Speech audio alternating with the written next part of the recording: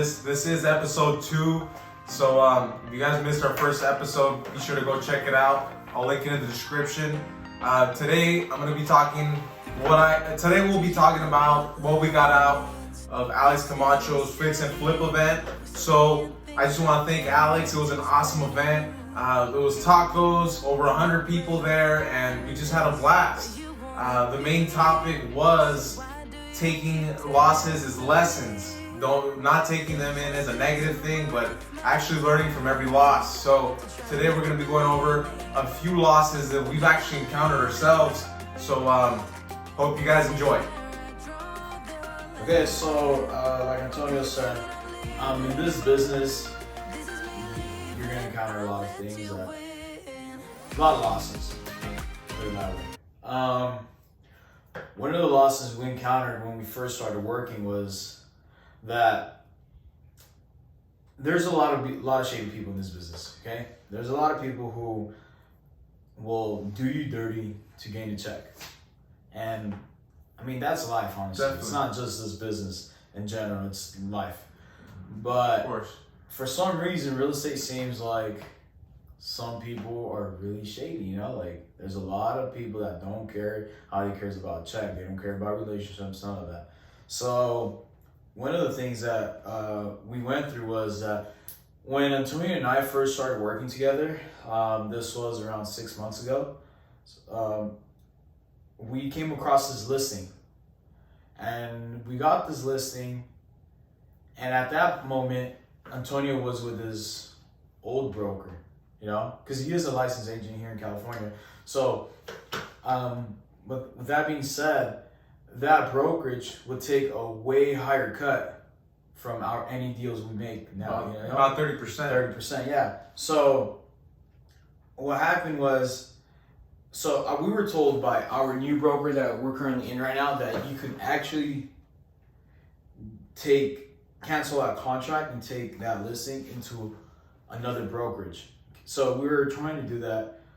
He was so mad. He was like, you know what? I'm gonna sue you guys, and like legal things, you know? So we decided not to. And then since Antonio was the listing agent on that contract, he ended up assigning that contract to one of his agents. And in that deal, we were gonna make around $12,000. $12,000. Yes. Yeah, $12,000, right? Had we done it with our current broker? Yeah, exactly. But what happened was, because he was mad, Antonio switched over to a new broker.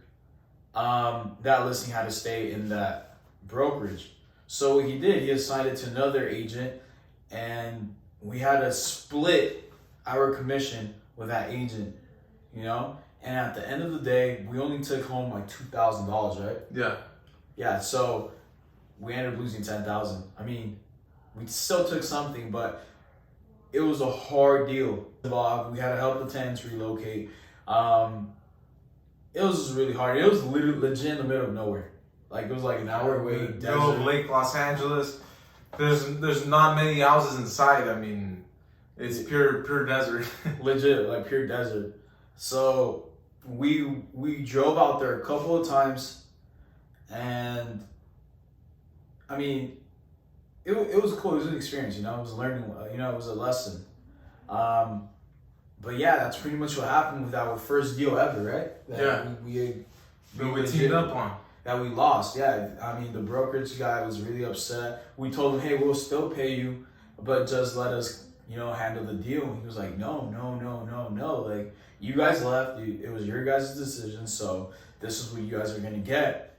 And I was so upset because, I mean, you know, you're working so hard for something like that to happen. Exactly. It's like, damn. It sucks. Yeah, when the market, it is what it is. Marketing budget was coming out of you know, our pockets, and you know, the listing would have never happened had it not been for that marketing. That current broker was just it's a very old school broker. If you guys are a new agent or new to real estate in general, definitely if you're gonna go the real estate agent route, make sure that broker is like ready to go, that they're actively in the business, they understand social media, they understand how to market, they understand how to communicate, they understand how to be punctual. You know, when you're going in there when you're doing a broker interview, you should be interviewing them. You know, they want to interview to make sure you're a good fit, but at the end of the day, you're a salesperson. You can go wherever is best for you. You could bounce company to company to company until you find the right broker. All right, guys. So we're gonna go into our second lesson learned on our real estate journey. So take it back about 2.5 months ago. I was attending a Milk House investor meetup. It was in Los Angeles, California. Juan, unfortunately, was in Vegas for another trip, so he wasn't able to make it. Usually, you know, Juan's is on acquisitions, so he's always jumping on stuff. I'm kind of more like the network guy, gaining those connections. Okay, so I'm arriving to the Milk House event, and I'm just hoping for good things where I get some networking in, and just learn a few things or two about $1 million flips. That was the topic that day. So pretty much what happened is that me not expecting it, a homeowner actually approaches me in the front yard of his property, and he says, "Hey, I want to sell my property. Can you help me out with this? I really need to sell it fast. I don't have a mortgage on it. Can you help me?" So I went ahead and I gave this individual my phone number, and I told him, "Okay, I'll reach out to you tomorrow, and we can do an appointment." That was my first mistake, guys. Whenever you have a lead and say their property's down the street, which in this case it was, you march to that property as soon as possible. Okay, you're not gonna wait a minute, 10 minutes, and the next day, because this is where I learned my lesson. One of these other investors went ahead and They heard the conversation, heard the conversation and ended up following. they ended up following. To not reveal the homeowner's name, we'll call him Mr. W.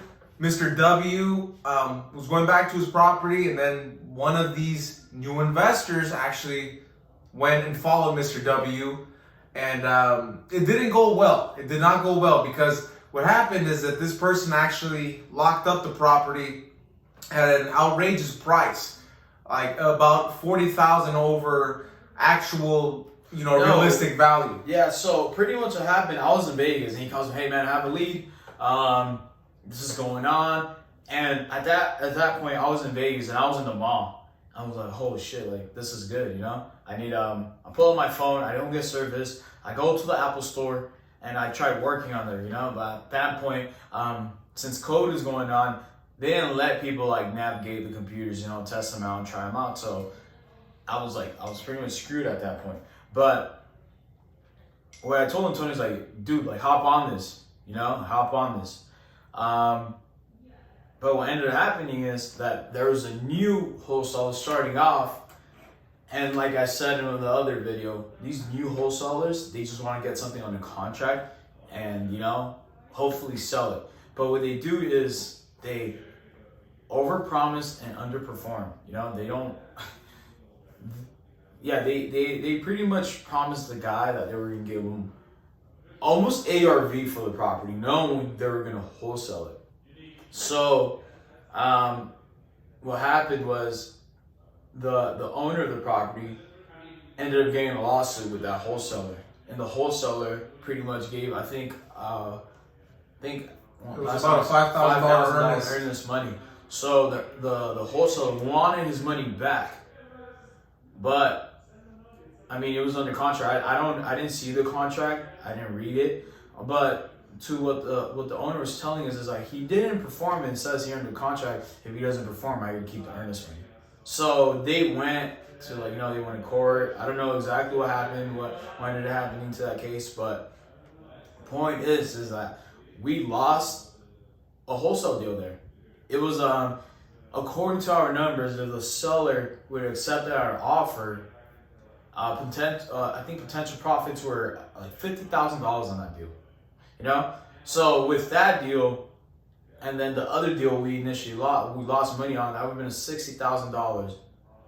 That could have been in our pockets, but because we didn't have experience. Antonio's obviously, he's a dispo guy in our company, and he just let it slide. He's like, "Okay, I'll talk to you tomorrow," instead of just going like, "Let's go lock this up right now." Definitely. And Antonio had me on the phone, so I was like, "Hey man, this is how much you should lock it up for, this and that." And we could have done it, but I mean, he wasn't on it like he should have. So, like you said, whenever you have a lead, go after it. Annoy this guy until they tell you, hey, don't call me anymore, I don't want to sell it. Or, hey, I'm ready to sell. You either get a yes or no out of them. If they decline your calls, they send your voicemail, you still call them. That's one of the main things in this thing. But let's get back to our L's. Yeah, we eventually lost that deal, and it sucked. Okay, guys, we're gonna go into our third lesson. So hope you guys like it so far. Let's get started. Yeah, I hope you guys learn from this, because I wish. We have mentors, but it's nothing like experiencing it firsthand and you telling yourself like, wow, so dumb not to like follow up or something, So this third one happened back when I first started ever. I want to say like 7 months ago. So pretty much what happened, I had a buddy of mine calling on the phone, cold calling, and he's like, hey man, I got a lead. His daughter answered and they want to sell, Seems like they're very interested. So when he told me that, I'm like, well, it's the daughter, it's not the owner. So I didn't really think much of it. So it was like 3 weeks after that I gave him a call. And, just to follow up, because you should always follow up, right? So I gave him a call and I was like, hey, Mr. Seller, I'm calling because last time we spoke with you, you said you were interested in selling a property. He's like, it's already sold. I was like, wait, what? How? When did you sell? He's like, I legit am in escrow as we speak. I sold it like 2 days ago. I put it on the market and, it's an escrow right now.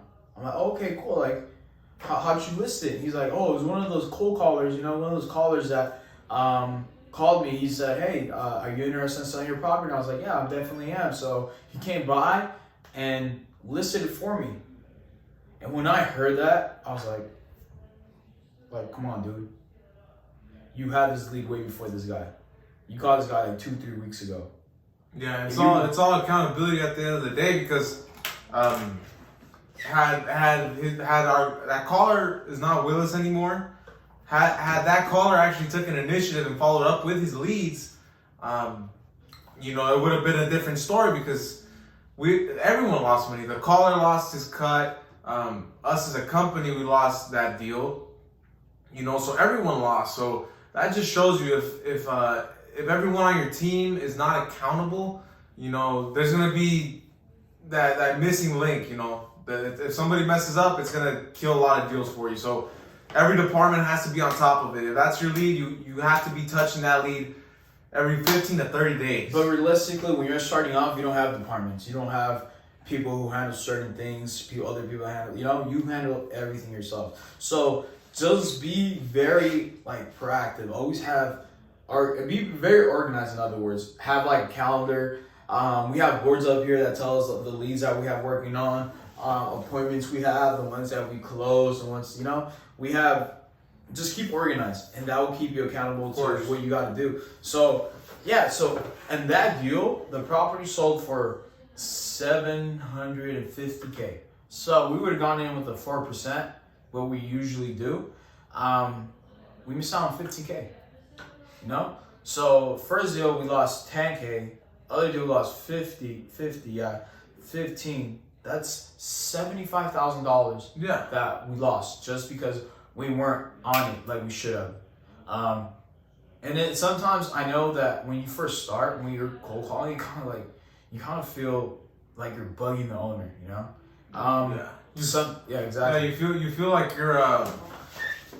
you're just a rodent on the phone. Like people don't want to talk to you, but the truth is, I've learned a lot from Brent Daniels over the years, and he's always saying, you're looking for that 5% that actually needs help to sell the property, and they don't want to go reach out to anyone because maybe they're shy, or maybe they feel so bad about their hoarding situation that they don't want anyone to find out about it. But if you go out there and you actually, you talk to the right homeowner, you give them some encouragement, everyone's gonna win at the end of the day. So, I mean, what I would suggest if you're a one-man team or two-man team, do your calls in the day, in the morning and in the day, and then when it gets towards afternoon and late afternoon, you can hit some follow-up. Yeah, just follow up. That's key. Follow up. Time kills deals. That's our our slogan to our callers. Time kills deals. Follow up. Yeah, we eventually lost that deal. I mean, I'm pretty sure we could have gotten and closed it because we offer insane value when we list the property. So it is what it is. We learn from that. So now whenever we have a lead, we call them. Today, we got a lead last week. Today's Monday. We got this lead on a Wednesday. Lady answered us. She eventually got sick, and then we're just calling every day. Leaving voicemails. We don't want to, we tell her, hope we're feeling good, hope everything's going well with you. Please give us a call whenever you feel free. But we still got to follow up. We still got to call, because that's the game pretty much. One of the things my mentor always tells me, he's like, look, if you don't do it, I'm going to do it. And if I don't do it, someone else is going to do it. So go ahead, do it yourself. Another L. I think this is gonna be another L. It's not really an L, but it's something we would take initiative. We would have we could have potentially made some money on it. So what happened was, I was so shy going door knocking, but I still did it. But I wouldn't do it as I should, as constantly, So what happened was, I went all around my block door knocking except my street. Because I'm like, these people know me, I'm gonna be embarrassed. It's funny because in 1 month, 2 houses in my street, literally 1, 2, 3, 4, 3 houses down from where I live, and another 5 houses down to the other side were listed and sold. It's crazy. And I told myself, man, if you would have gone in there, just knock on the door and offer them what you guys offer, you probably would have got that. If not, it is what it is. At least you tried. So it's just, you'll start seeing properties fly in your neighborhood, and you're like, I didn't even bother to go ask these people. Exactly. So if you're door knocking, don't be shy. Door knock on every property. Now, when we go door knock, if there's people in front, we don't care if it's a gardener, a worker, anyone out there. We ask them, hey, look, are you the homeowner? Definitely. Hey, are you working with this person? Do you know if they want to sell this, and that? And we even offer them our services. Hey, you want to buy, you want to sell? Give us a call. We can help you out. We don't care. Even if they're walking in the street and we're door knocking, we offer our services because if you don't ask, how are you gonna closed mouths don't get fed? Let's just say it that way. If you don't put it out there, people are not going to know what you're doing Exactly. at the end of the day. Exactly, 100%. So that's another thing. I think this wasn't a loss. It was going to be a loss. Been a loss if we didn't take initiative on it. And initiative and greediness. One thing I learned from Camacho from this event, he was talking about how he actually lost a lot of deals being super greedy. So we're going to be breaking down how, had we been greedy with this deal, we would have just lost it all together. Because at the end of the day, say you're working with an investor and they have their certain numbers, their certain criteria. If something's off by $10,000, $15,000, $20,000, that might break their MAO or their maximum allowable offer. So with this particular deal, this new buyer was telling us, hey, we need to be at this price, right? So the only way to get to that price is if we actually took a commission reduction. The homeowner was very firm. They wanted X amount, right? X amount did not fit the MAO of the new this investor. So we told him, hey, we were maybe $3,000 off originally. No, originally we were $8,000 off. We were a few $1,000s off. So then we told the new owner, hey, we can actually give you an agent reduction from our commission, and then it's gonna cover that so it could fit your MAO. So boom, we jump into escrow, and that's you can, and then we'll cut it off, and then you keep going. So what initially happened with that one, yeah, like you said, investor needed it at a price, seller needed it, couldn't sell it any lower than what they had told us. So it wasn't that far off. So we managed to give the seller part of our commission, you know, which, I mean, I don't recommend you guys doing because some deals are really hard. This one had a huge spread. So we could, you know, it was like over $20,000 deal. So we had a good spread there. So what happened was we just ended up giving her, I think it was like $8,000 in credits. Total credits, yes. Yeah. So it pulled through.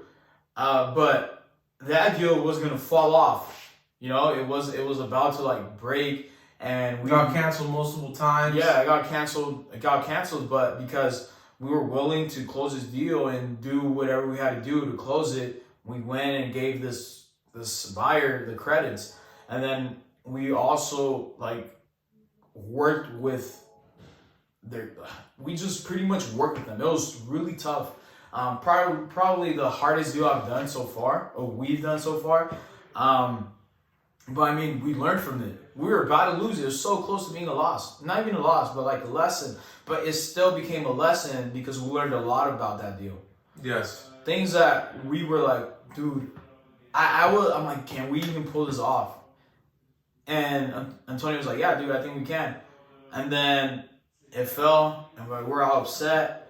And we just had to innovate. I'm like, hey, how can we make this deal happen? Like, what can we do?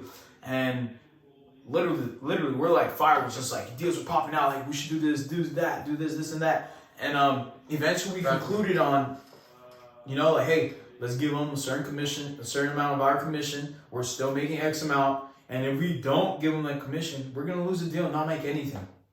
So we compromised on that. You know, like, okay, go ahead. We don't care. We're still making some money. At the end of the day, it was just finding a solution, right?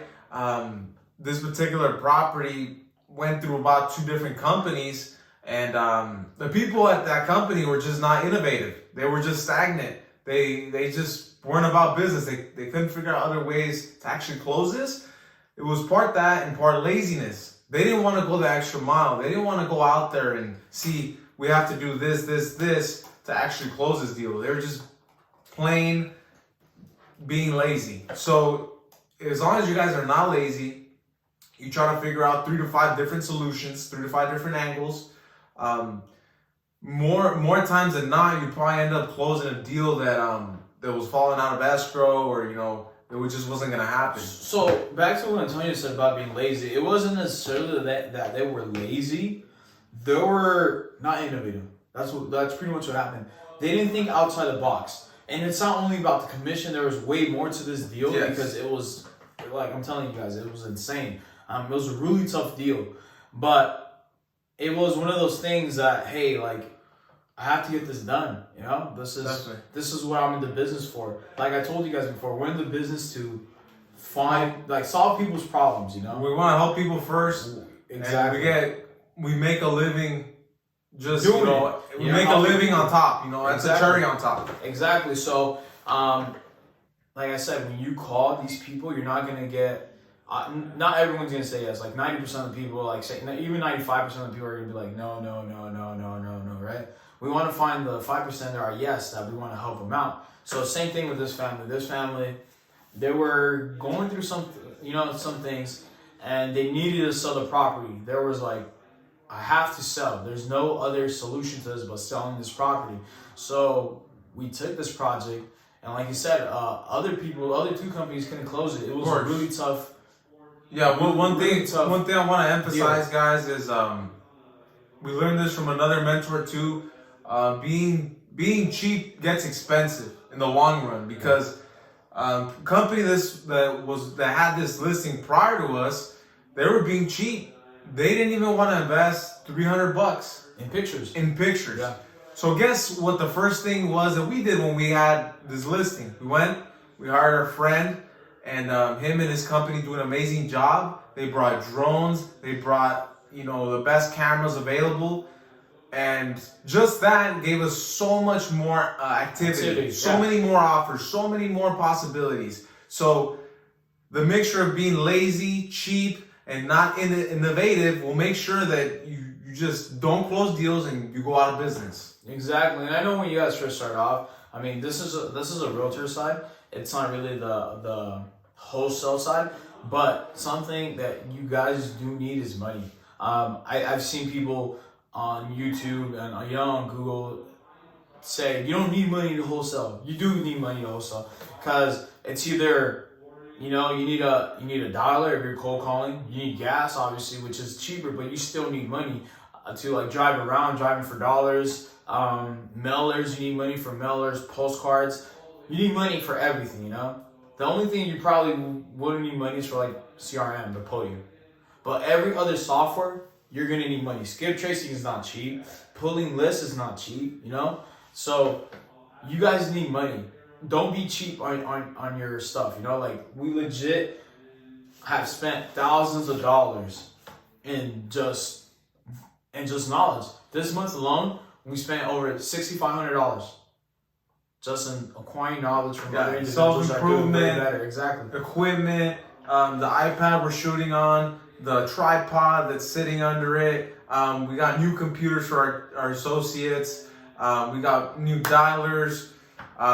Basically, guys, I mean, and we're not holding back here. Exactly. And the 6,500 is just knowledge, which I feel like if you're going to dump money into something, dump it into a mentor. Dump it into someone that is already doing it and actually closing deals. Yeah. Find a proven mentor that, Exactly. They're willing to work with you. They have really good communication. If they can show you their HUDs, I mean, that would help. Because you know that they're actually in the business. They're not just in the business to sell Porsches. Exactly. Like equipment, you don't really, like Antonio just mentioned all his equipment we bought. Like you don't need the best equipment to do this. You could buy a cheap $400 laptop if you don't have a laptop, Definitely. And you can even dial off your phone if you were to like get a list and print it out and just dial, which I don't recommend because you're gonna burn out your phone number, But it's possible. You gotta start do need money. Exactly. You do need money. You need. I want to say at least like $2,000-$3,000 to start like correctly, because you want to pay a mentor and then you want to, get some materials to start your business, because it is a business at the end of the day, and you want to dump money into your business to like flourish it. It's like water to a plant, flourish. So you guys can just dump water into the plant. It's gonna eventually grow, right? But if you don't throw any water into it, it's gonna die. It's pretty much the same thing with the business. You gotta keep feeding the beast. Yeah. When you're starting off, if you're watching this, you're 18, 20, 22, 25. If you're still a young person, if you have no money, hey, maybe you do have to go work a job for about a month, or go cut some lawns, or sell some food, just to get that $2,000 to $3,000 that Juan's talking about. You get your $2,000-$3,000, and if you're serious about business, you're serious about real estate, you're serious about generational wealth, you're gonna make this happen at the end of the day. Yeah, like realistically, Antonio and I literally 6 months ago. We started 6 months ago.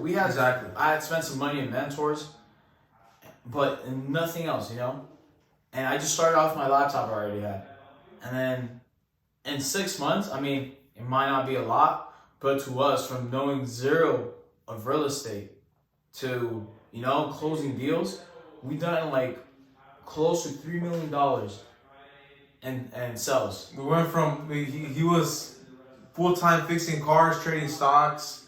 I was fixing phones and just selling stuff at the flea markets.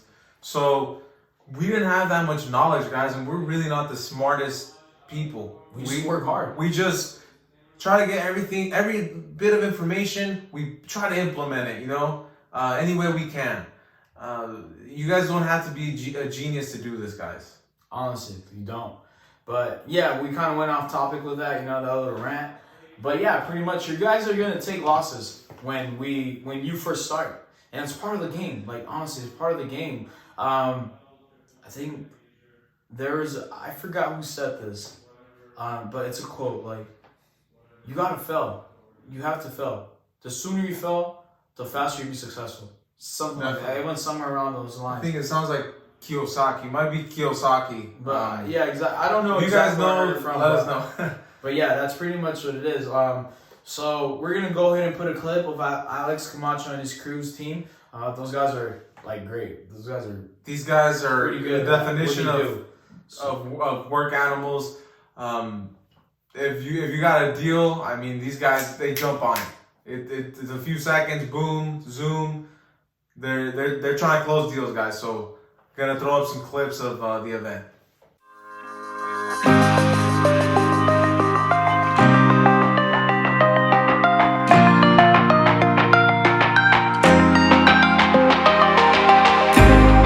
Do you know what love means? This is insane. You're saying things I can't explain. Oh man, this will be fun then. You guys all know exactly what we're talking about. Who here turned that L into a lesson?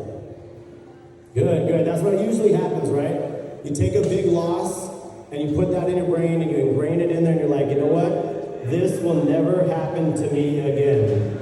So what we're going to do now is we're going to bring up Mr. Alex Camacho, and he's going to tell you guys about a couple of big lessons, big losses that he's had, and hopefully that'll allow you guys not to experience the same thing. So let's get a big round of applause for Mr. Alex Camacho. Let's go ahead.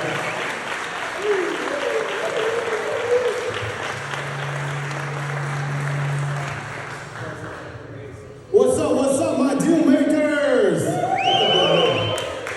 Oh man, so I was on a beach in Mexico, and I thought about this theme of talking about all the losses, all the L's. Well, maybe not all, but enough to share with you guys some of the valuable lessons that I've learned from some of the stuff that's happened to me in my career. But I want to just give a quick shout out to my team.